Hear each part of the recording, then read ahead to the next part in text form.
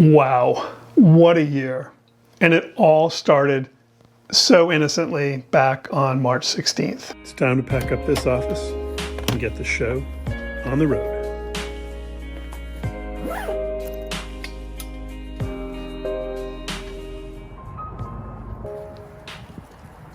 So along 5 Spain Street, I'm gonna miss you.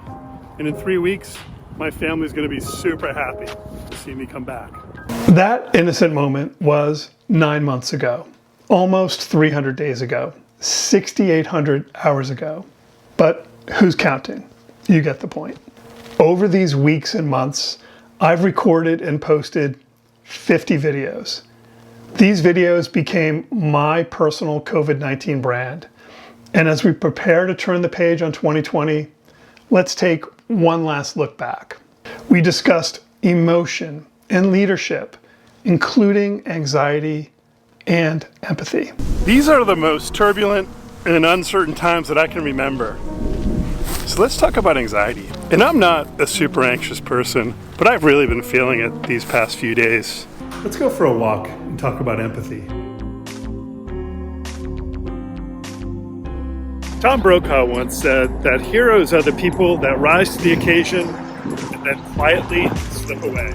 And in times like this, when we're looking to connect with one another, well, we look for empathy in all of our unsung heroes. Along the way, we snuck in a few pints of Guinness. And at the end of the day, after my walk, well, I treat myself.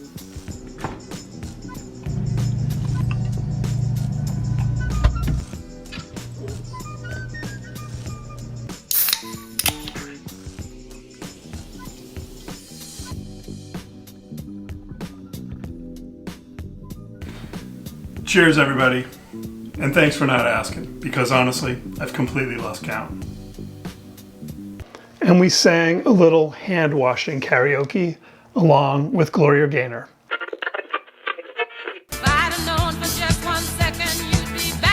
Oh yeah, that's what.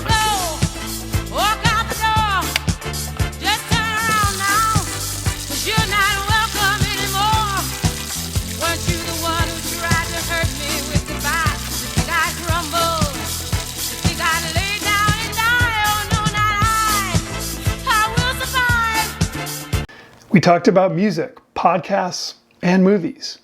Yes, I'm still listening to Michael Barbaro every day. From the New York Times, I'm Michael Barbaro. This is The Daily.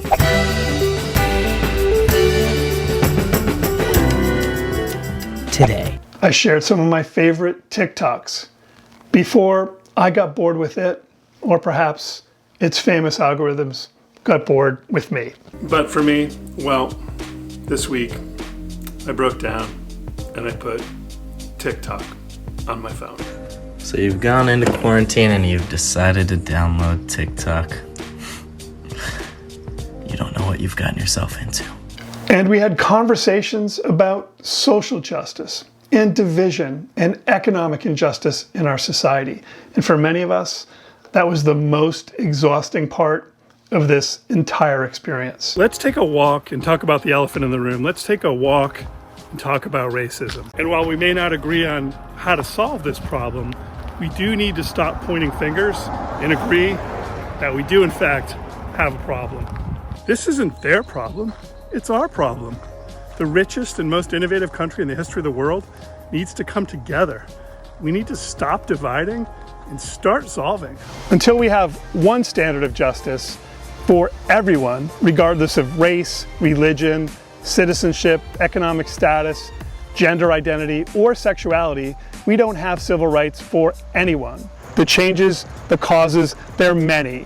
Police accountability, victim assistance, voting rights, corporate responsibility, the digital divide, and of course, youth leadership. It's time to come out and make yourself heard, to make yourself seen.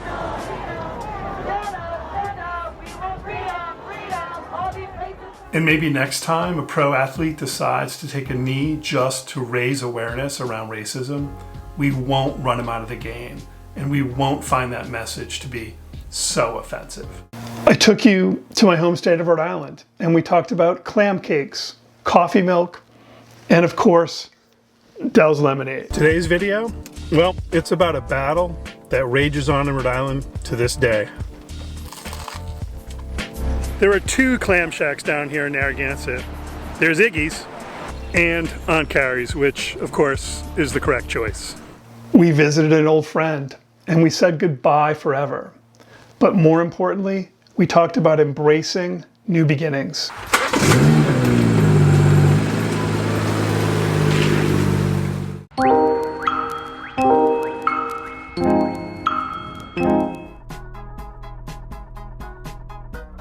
After almost 40 years in Framingham, IDC is moving to Needham in early 2021, and because of this pandemic, we'll never return to our Speen Street offices. Over the years, it's remarkable how many industry executives have made the trip here to 5 Speen. If these walls could talk, they'd have a lot of stories to tell. And I'm really not going to miss this Mountain Lodge lobby furniture. And we've all been asked to tag this wall right outside the elevators here in the lobby with a message about what 5 Speen has meant to us.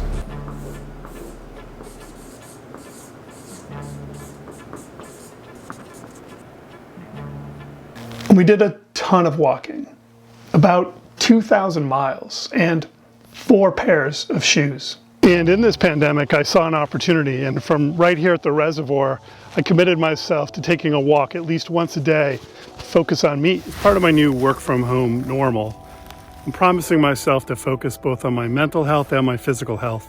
And I'm going to try to get outside at least once a day to focus on me. There was even that one time that I got hit by a car, right out there, right outside that window.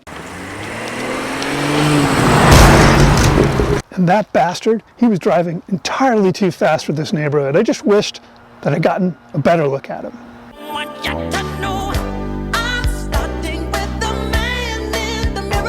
But one thing is for sure, we've learned a lot about ourselves and others. Some good, some not so good. But we're going to bring much of this forward with us. I also bought a new drone, a new camera, and a few new lenses too. So watch out 2021. But as we peek ahead into next year, I'm confident that we are all going to come out of this as better people than we went in. I hope you're doing well. I hope you're having a great holiday break. I wish you nothing but the best in 2021. Stay strong, be well, and I'll see you all again real soon. Thanks everybody. Take care and bye-bye.